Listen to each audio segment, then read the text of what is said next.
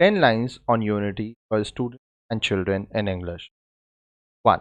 Not only is unity essential in the social spectrum but also every range of our lives. 2. Unity is fundamental to sustaining a country as it teaches us to work together. 3. From our very childhood, we are taught to respect each other and work in a united fashion. 4. Unity teaches us to respect each other's choices, discretions, and sentiments and still be together. 5. Unity is essential as it forms the central pillar of our country. 6.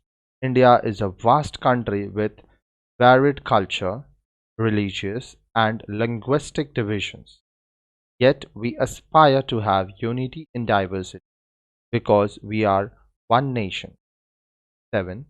Unity can only be achieved when we understand that our differences hold us together and that we all belong to the same nation. 8.